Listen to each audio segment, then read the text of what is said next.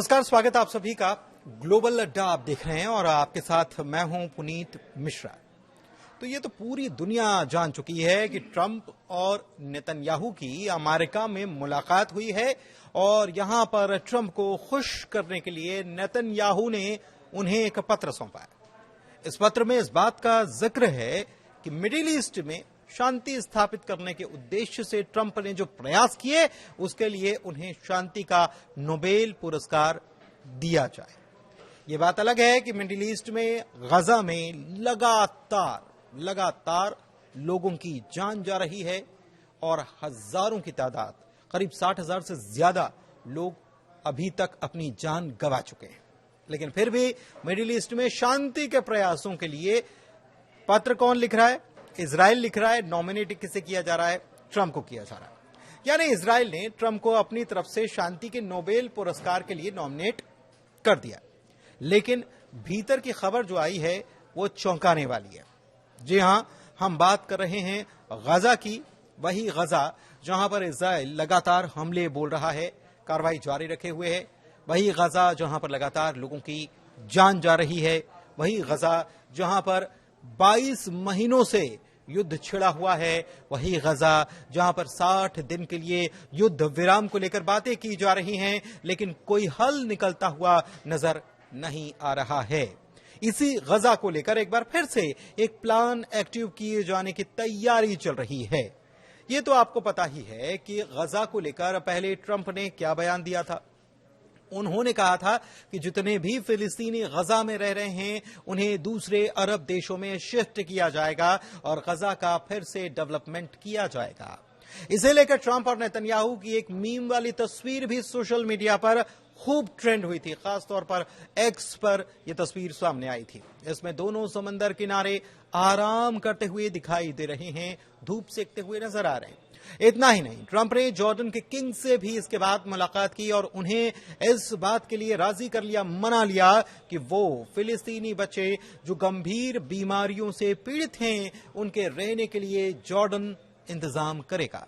हालांकि जैसे ही ट्रंप ने इस फैसले के बारे में बताया, वैसे ही मिडिल ईस्ट के मुस्लिम देशों ने फैसले को नागवार बताया था और एक गजा के डेवलपमेंट का नया प्लान भी पेश किया गया था उनकी तरफ से कि गजा को डेवलप करने के लिए हम भी पैसे देने के लिए तैयार हैं। और ओआईसी की तरफ से ये इसमें एक प्लान लेकर आया गया। इसके अलावा इराक की तरफ से भी ये प्लान पेश किया गया था।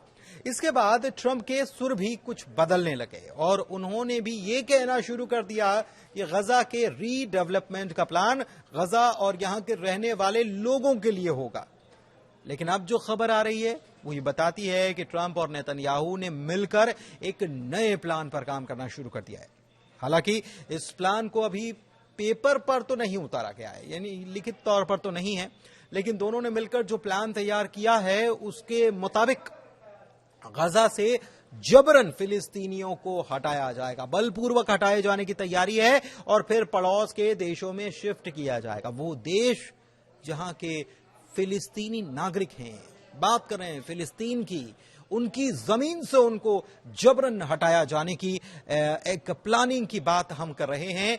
ट्रंप और नेतन्याहू के बीच मुलाकात व्हाइट हाउस के ब्लू रूम में उस वक्त दरअसल चल रही थी जब दूसरी तरफ कतर में 60 दिन के युद्ध विराम के लिए इजराइल और हमास के 22 महीनों से चल रही जंग को रोकने की बात हो रही थी। पत्रकारों से बात करते हुए नेतन्याहू ने कहा कि अगर लोग रहना चाहते हैं तो वे रह तो सकते हैं, लेकिन अगर वो जाना चाहते हैं तो उन्हें जाने की अनुमति होनी चाहिए। लेकिन आपको याद होगा कि गजा में जब ये सवाल किया गया था लोगों से, यहां तो सब कुछ बर्बाद हो गया है, आपका घर बार सब कुछ बर्बाद हो गया है, तो क्या आप जाना चाहेंगे? तो उन्होंने साफ तौर पर इनकार कर दिया था और कहा था कि ये जमीन हमारी है और हम इसे छोड़कर कतई किसी कीमत पर नहीं जाएंगे। लेकिन नेतन्याहू क्या कह रहे हैं कि जो जाना चाहते हैं उनको जाने की अनुमति होनी चाहिए, ये जेल नहीं होना चाहिए, ये खुली जगह होनी चाहिए और लोगों को स्वतंत्र विकल्प दिया जाना चाहिए चुनने का कि कौन रहना चाहता है, कौन जाना चाहता है। उन्होंने ये भी कहा कि हम अमेरिका के साथ मिलकर ऐसे देशों की तलाश करने में लगे हैं जो हमेशा से यही कहते आए हैं कि वे फिलिस्तीनियों को बेहतर भविष्य देना चाहते हैं।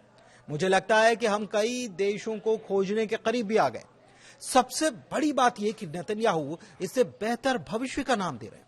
वे कहते हैं कि अमेरिका और इजराइल फिलिस्तीनियों को बेहतर भविष्य देने के लिए अन्य देशों के साथ मिलकर काम कर रहे हैं और इसके बेहद करीब वो पहुंच चुके हैं। तो क्या अंदर ही अंदर बात चल रही है? इधर ट्रंप का भी कहना है कि इस मामले पर हम आसपास के देशों से संपर्क में हैं और वहां से हमें अच्छा सपोर्ट मिल रहा है। उम्मीद है कि आने वाले वक्त में कुछ अच्छा दिखाई देगा। हालांकि इस मामले में कुछ जानकारों की राय बिल्कुल अलग है। उनका यह मानना है कि जरूरी नहीं कि ऐसा कोई प्लान बनाया जाए। केवल ट्रंप और नेतन्याहू के कह देने भर से कुछ नहीं होने वाला है। जानकार इसे अव्यवहारिक भी बता रहे हैं, जो हो नहीं सकता।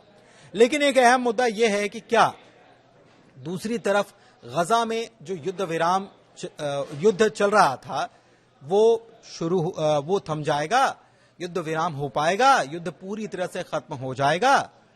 सवाल यह भी है क्योंकि दूसरी तरफ बातचीत हो रही है ना।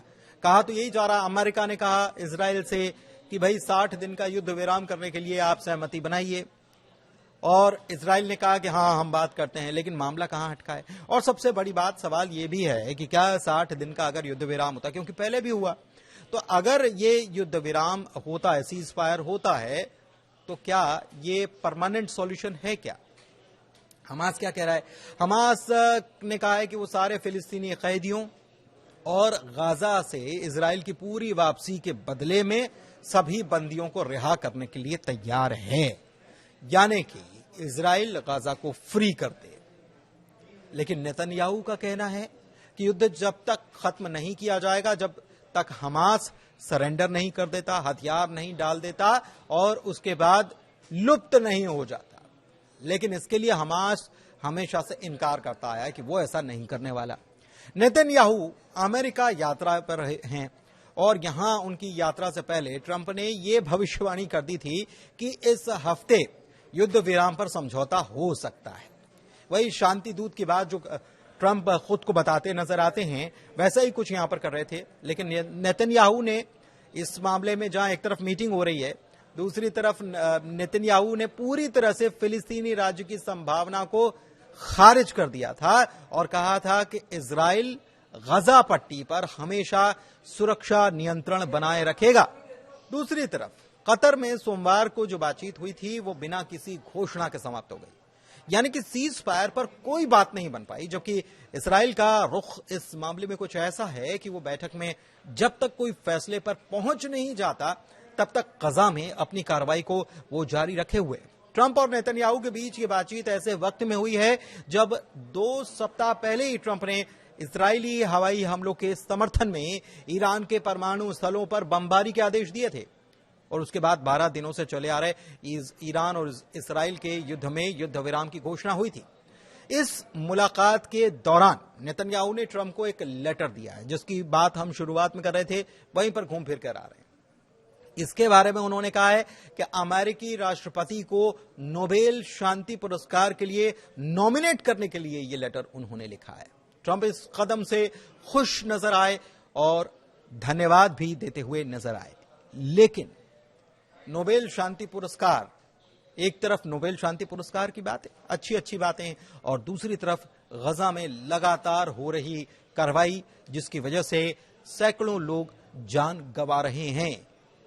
तीसरी तरफ 60 दिन का युद्ध विराम जिस पर कोई सहमति नहीं बन पाई है और अब भी वहां पर आईडीएफ लगातार एक्शन लिए हुए है।